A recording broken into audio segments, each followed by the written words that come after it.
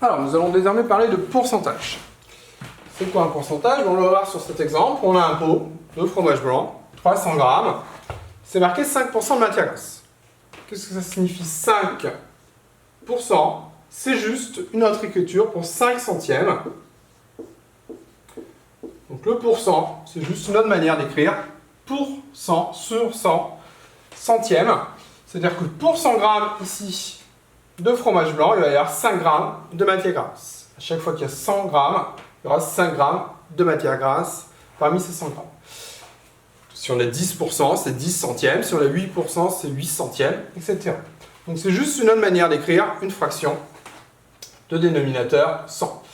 Si on veut savoir combien de grammes de matière grasse il y a dans ce fromage blanc, on doit calculer donc 5% de 300 grammes. 5% de 300 grammes, on vient de le dire, c'est donc 5 centièmes de 300 grammes. On sait que prendre une fraction d'un nombre, on l'a vu, ça revenait à multiplier. Donc 5 sur 100 fois 300. On a vu que pour faire ce calcul, soit on faisait la multiplication et ensuite la division, ce qu'on fait généralement, soit, quand on peut faire la division, l'une des deux divisions, on peut commencer aussi par la division.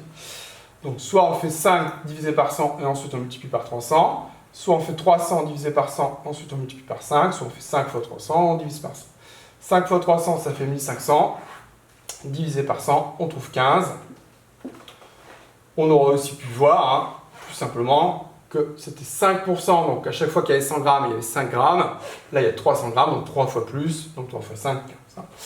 Il y a plein de méthodes pour arriver à 15 grammes de matière grasse, donc qui sont contenus dans ces 300 grammes de fromage blanc. On a parfois aussi le cas d'arriver sur des pourcentages particuliers. Si on a par exemple 50%, c'est-à-dire quoi 50%? C'est 50 centièmes. On sait qu'on peut simplifier faire cette fraction par 50, puisque les deux nombres sont divisibles par 50.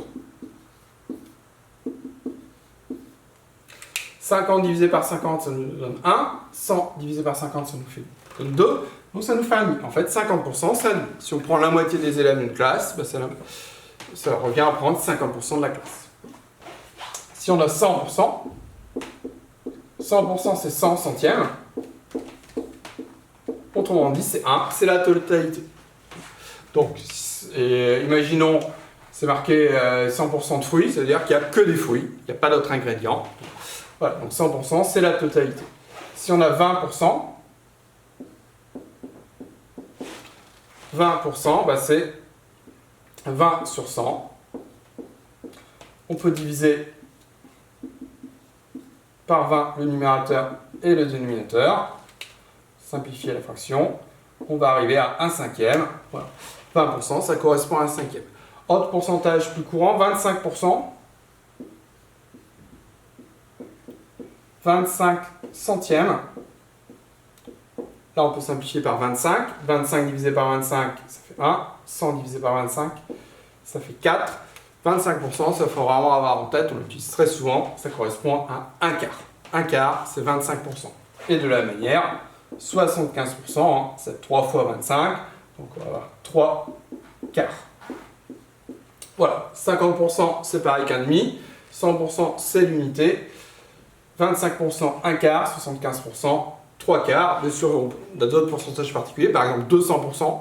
200%, c'est le double. Si on prend 200% d'une quantité, c'est-à-dire on double la quantité.